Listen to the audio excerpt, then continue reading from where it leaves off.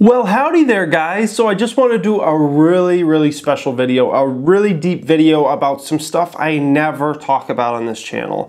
Talking about God, we're talking about my wife, we're talking about my life goals, like what is my purpose in life, like where am I going, all those kinds of things. A lot of deep subjects that we don't really get into on this channel. Like we talk stock market, we talk entrepreneurship, we talk personal finance, but I don't really ever dive into these subjects. So just want to do a really special video and kind of talk about them all in one video, all three of those subjects. So I hope you guys enjoy this, and I respect anybody's opinion that might differ from mine out there and their opinion on how these things should go and those kinds of things, guys. So I just want to let you know that. So let's talk about God first. So first off, I'm not religious at all, like not even remotely religious. I don't go to church. I'm not in a religion. I don't classify myself as a certain kind of religion, anything like that. I'm not religious.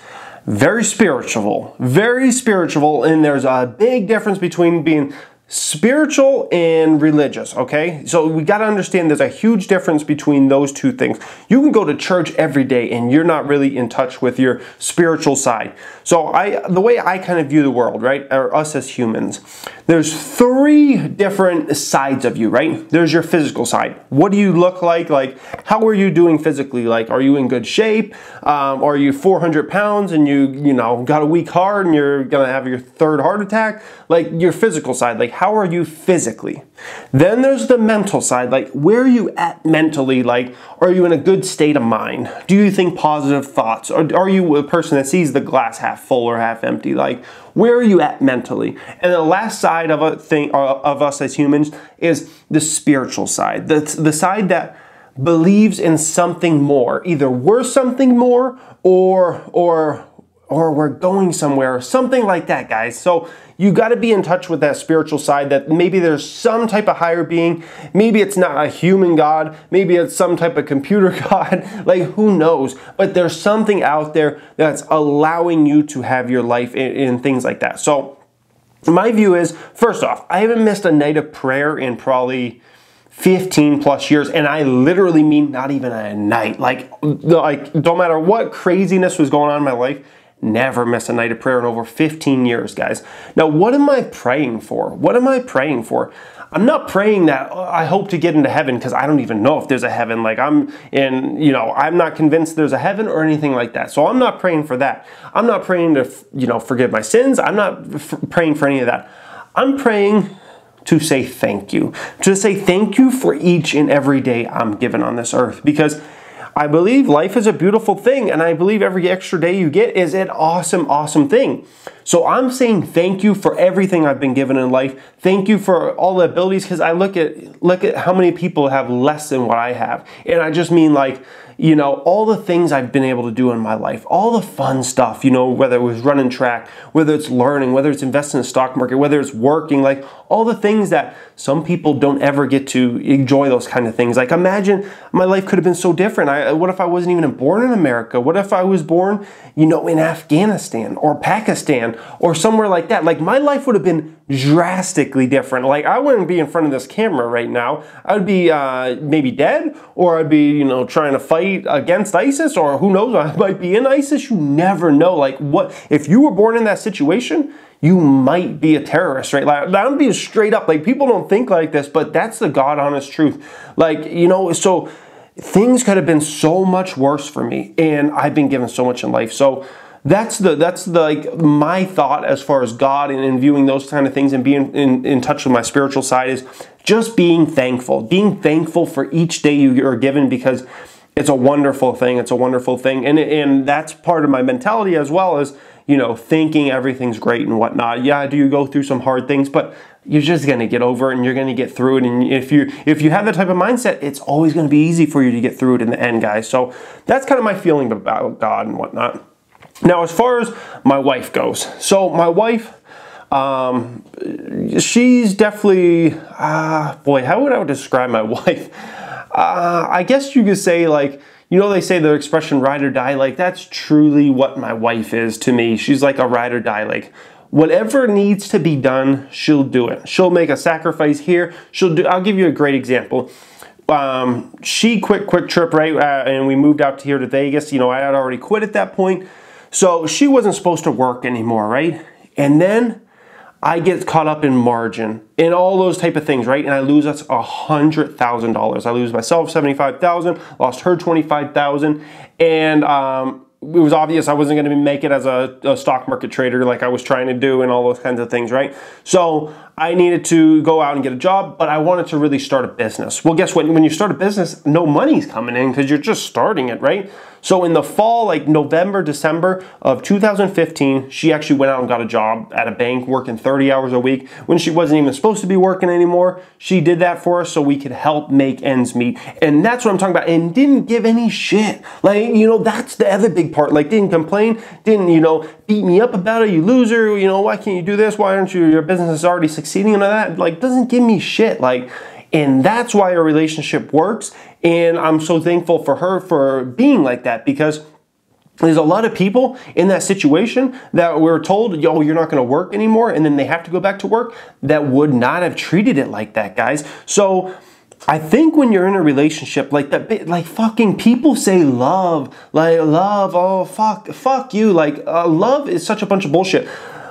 Show me love. Don't feel love. Oh, I feel like I love you. Show me love. And how you show love is supporting that person all the way through, supporting them, not giving them shit when you come upon a hard time, making sacrifices so your relationship can work. Like, that's true love. Like the whole, oh, I'm infatuated with you, that's not love. That's bullshit. Like, so get over that. It's not about that. It's about finding a partner that is going to push you to where you need to get in life. A person that is like your mini-me, like your other one out there that is like a clone of you that's helping you get to where you want to get to in life and do the kind of things you want to do in life.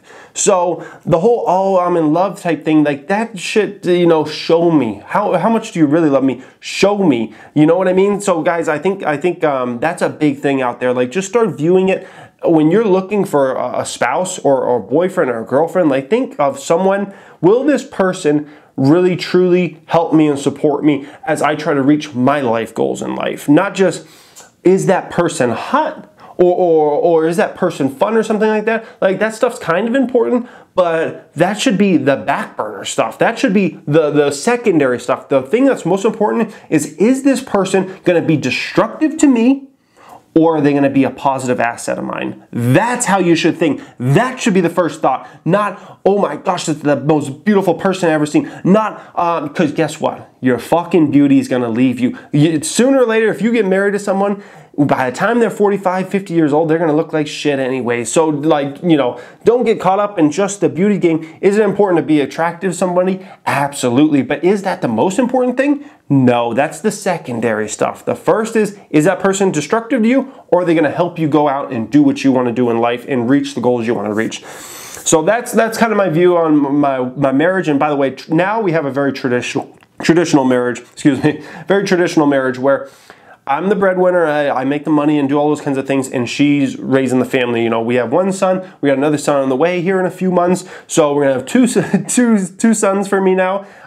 So it's a very traditional marriage where she takes care of the family side, I take care of the money side, and there's nothing wrong with that. In today's age of, you know, dual parent incomes, I think the traditional marriage is still the best marriage if you can do it. If there's somebody that's really a true breadwinner, and I don't care if the chick's a breadwinner, that's fine, and the guys can fully, you know, raise the kids and stuff, that's fine. You got to figure out, is there really one that's a breadwinner? And might be where both aren't breadwinners, and then both do after work and all those kinds of things. And that kind of sucks, because guess what? When both of them are working, then who's watching the kid? It's not the parents, so the kid's getting raised by somebody other than the parents. And I think that, I don't know. I just don't like that. I just don't like the fact that kids are out there getting raised by people that aren't even their parents. Like, I think the parents should raise the kids, right?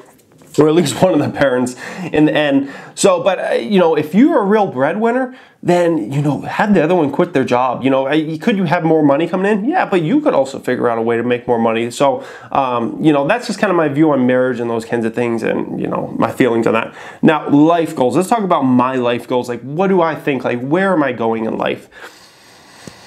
Well, obviously, I want to be the best husband possible. I want to be the best father possible. That is definitely a part of me that wants to succeed, right? So I will definitely want to see my children be successful in life, like not just financially successful, but good humans and all that kind of stuff. Like, you know, I want them to see it, like have it all when they, you know, and achieve it all, not me give it them all, you know, even if I become super rich in this life. Like, I'm not just going to give them money. I want them to go out and earn it. I want them to go out and earn respect, all those kinds of things, right? So I want that for them. I want to be a great husband, all that. But there's another side of me that's like even bigger. Like I want to be even bigger than that, right? So I want to be remembered as someone that helped massive amounts of humans. Like in the financial landscape, like that is a true, like how I want to be remembered is someone that helped massive amounts of humans, like understand personal finance, like understand entrepreneurship, like understand investing, making your money into money, changing mindsets, changing the way people think.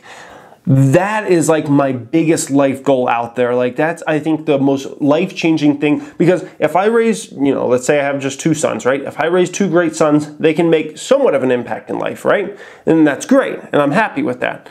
But if I can do things that impact hundreds of thousands, millions, tens of millions of people's lives, change the way they think to more of a positive mindset, so they're happier, so they're more financially successful, all those kinds of things, like that is the biggest life goal for me out there, and I think it's something that I can literally achieve in this lifetime. And like my thing is, you know, the clock is ticking. Obviously, at some point I'm gonna die, so I do think about death. Like I always think about death, and like, could come tomorrow, could come next year, could come 100 years from now. I don't know.